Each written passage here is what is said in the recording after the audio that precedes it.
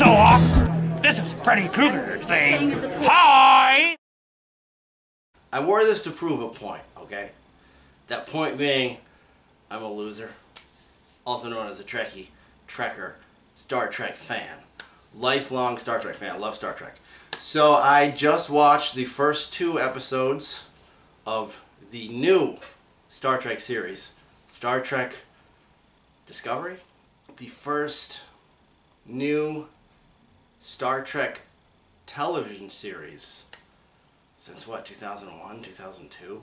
Since Enterprise, the grand experiment failure, that Star Trek prequel that nobody liked. I kind of liked it. It was okay. I think it lasted for what, 3, maybe 4 seasons? So they decided to do it again with another prequel, and to mixed results.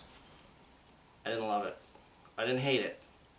I don't know if I'm going to keep paying for this CBS All Access service. $5.99 a month with commercials. $9.99 a month with no commercials. I thought there'd be a flat fee with no commercials. I know it's $5.99, $6 a month is cheaper than any other streaming service, but it's just CBS. There's only 2 episodes so far, so I can't really judge.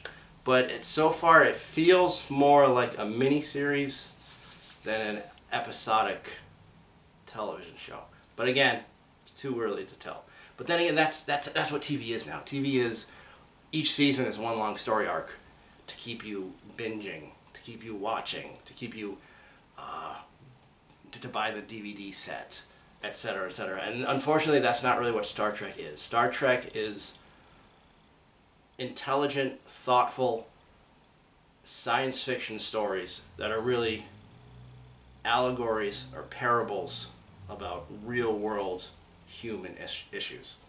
Like, oh, this is the episode about the aliens who speak in metaphors. This is the episode about the aliens who one half is black, the other half is white, and they hate the people who the other half is black and the other half is white, and it shows how ridiculous racism is. Oh, this is the episode where instead of going to war and people dying, they put the figures into a computer which tells them how many people would die in a battle, so then they euthanize that amount of people, and it makes you see how stupid war is. This show so far just looks like war.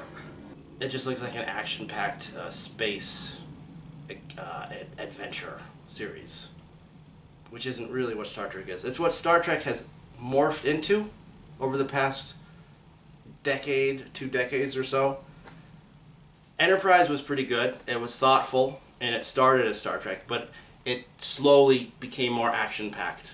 But that couldn't save it. But really, what Star Trek, what it should have done was to become more intelligent and thoughtful and more like Star Trek. And then these new movies that come out, everybody, they're big hits, but nobody really likes them. I mean, all movies are big hits now. Like, the Transformers movies are big hits, but they're not good. They're just mindless action movies, and this just felt like kind of like a mindless action miniseries. Well done action, like this. The special effects are really good. The look of the ship is cool. It looks like Star Trek. I like the outfits. The cast is kind of weird, and I thought the acting felt really stiff and not very good. But I couldn't tell if the actors were on sets or if they were in front of a green screen, because every scene looked like a video game. Because another problem is this CBS All Access thing. The player sucks. Like, it kept buffering, and the video quality was really crappy, and it's not my internet connection, because I've never had a problem streaming any other service. It was theirs. It kept cutting out. It never really got very crisp. It was grainy. It took me forever to even log in because there were like bugs in the login process. It sucks. It's not a very good service. Oh, and it started late. It started like 20 minutes late because the football game ahead of it went long. And I understand football games go long. How did they not anticipate that? This is one of the biggest television premieres in recent memory, and they put it behind a football game that's going to go long. And I understand that like a football game is a really great lead-in for your new show, but football fans and Star Trek fans, there's not a whole lot of overlap there, I don't think. But then again, this isn't necessarily appealing to Star Trek fans. This is appealing to people who want big explosions. And I like big explosions. It didn't give me anything to care about. The first episode, the ship investigates this satellite relay thing that has been damaged, and then they see some kind of probe, and that's the entire episode. And then the second episode, the probe, some Klingons come, and they shoot at each other, and that's the entire second episode. It's so boring. That 2 hours that could have been in one scene, it made no sense. It was boring. I didn't care about any of the characters. The crew, we have Sonequa Martin Green, who is best known at this point as Sasha on Walking Dead. She's a very good actress. You wouldn't know it from this. She's not. It might take her a while to get into the Star Trek techno-babble thing. Her name is Michael, which I thought was weird. And all the press stuff, I thought her name would be Michelle, but it's Michael. That's how progressive the show is. Even in the future, women are named Michael. Even in no other Star Trek series does anybody have a name like that. But I thought that was kind of distracting. But I'm focusing too much on the Michael thing. It's fine. She was a human raised by Sarek, who is Spock's father. This is kind of interesting because I own the shirt, so I can talk about what a huge nerd I am. After Star Trek Nemesis came out, the last Next Generation movie, you know, Riker and Troy went off and he got his own command on the Titan. I started writing a series of fan fiction about the Titan. I didn't get very far, but I did assemble a crew, and one of the first, no, I think my security officer was a human raised by Vulcans, because that had never been done before, and I thought that would be really interesting. And so that's what she is. She's a human raised by Vulcans. I'm not saying they stole my idea. I doubt they stole my Titan fan fiction. But what's weird is that she was raised by Spock's father. And Spock has never mentioned that he has a sister named Michael. A sister at all. He's mentioned his half-brother, Sybok, but then again, he didn't mention him until Star Trek V. With good reason. But Sybok was kind of a disgrace to the family, whereas they're certainly going to make her into a hero. You think he'd be talking about her, or you think somebody would be, hey, tell me about your sister, Michael. So anyway, that seemed unnecessary. Like, I love Sarek as a character, but they could have had been a different Vulcan, and it would have worked more, and it would have been less confusing and strange and forced. And then we have the captain, played by Michelle Yeoh, and there's some alien played by Doug Jones. Great actor, boring character, and that's it. That's it. There's a main Klingon that we meet who's the bad guy. So we meet 3 crew members, and that's it. Like, we see a doctor who's like an Indian guy. We see some other guy. We see some other people who just are there to get killed in the explosions. What kind of a Star Trek pilot doesn't set up the crew? I don't get it. I understand that, spoiler warning, the ship we see in these first 2 episodes are not the Discovery. It's the Shenzhou. So I guess maybe later in the season we're going to see the Discovery and meet the crew, hopefully. But that's weird. Why would they structure it that way? So we don't meet the crew. There's almost no characterizations for any of these characters. We're given no real reason to like her, and in fact we're given many reasons to dislike her. She's, for someone raised by Vulcans, everything she does is illogical and kind of stupid. I'm not going to spoil any plot points, but there's a big thing she does which is absolutely ridiculous and unbelievable, and it's just dumb, and you can't get behind it, and it doesn't make any sense, and it's not supported by anything in the plot. Anything we know about Star Trek, anything we're presented as new to the canon in this thing, it's bad writing. It makes no sense. It's dumb. It ruins the show. But she's a good actress, and I like her. And she's got really cool hair. As I said, it was boring. It all takes place on their ship, the Shenzhou, and on the Klingon ship, the something. I don't know what it's called. There is one scene in the very beginning of the first episode where Michelle Yeoh and Michael are walking on this planet, this desert planet.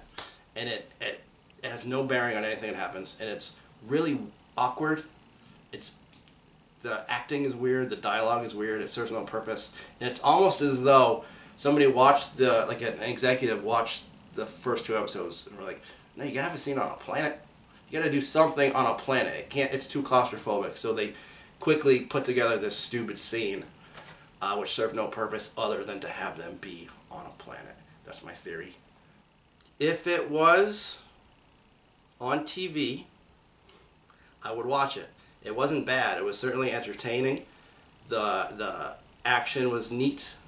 There was some really cool set pieces, like the scene, not to spoil anything, where Michael is stuck behind this force field and the rest of the ship was blown up, and she has this really interesting, well-written dialogue with the computer about how she can escape. That was a great scene. There were a few really great scenes, but as a whole it just seemed boring, and it just didn't really feel like Star Trek. It felt like it's definitely based on these new Star Trek movies by J.J. Abrams, which I do not care for, which aren't Star Trek. There's some weird amalgamation of the Transformers movies and Star Wars, with a couple of names dropped in from Star Trek. Like I said, if it was free, I'd keep watching it. I'll watch, I mean, I paid for this service. I mean, I haven't paid yet. I get the first week free. But I mean, I'll pay 20 bucks. I'll go 20 bucks worth. I'll watch the first 3 or 4 episodes and I'll give it a chance. The Klingons look really weird. They played with them again, which I'm fine with. I'm okay with changing stuff. They changed the Klingons in Next Generation from the way they looked in the original series, and that worked out great. So I'm fine with them changing the look of the Klingons. I just didn't think they looked good. They looked, to me, I couldn't get the image of the Lectoids from Buckaroo Banzai out of my head. That's what they looked like to me. They didn't look good. They just looked cheapish and fake. Yeah, this is what Star Trek is now. I wish that we could go back to the way things were, but we never can, because maybe the way things were never were. Is that the name of a Star Trek episode? Anyway, I hope as the series progresses, it's not just one long battle sequence against the Klingons, and I hope there are standalone stories that feel like Star Trek. The ship is called the Discovery. I hope they do some discovering. I wish it wasn't a prequel again, because prequels is just like, wait, Sarek didn't have a daughter named Michael and this and that. Do something new. I don't even know where this takes place in the timeline. Before Kirk, but I don't know who's out there. I don't know if Pike is out there somewhere. But anyway,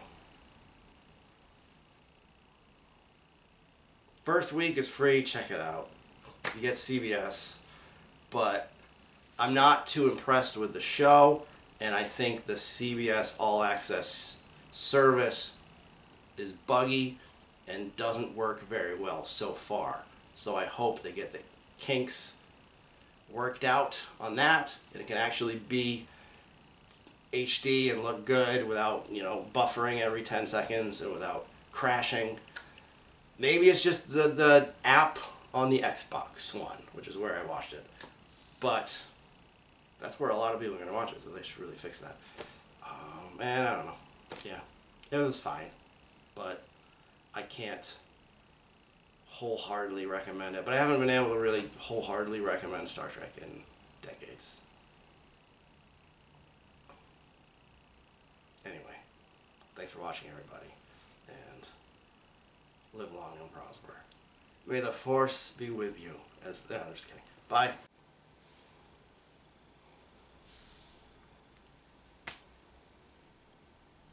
What? You don't have a original series science officer outfit?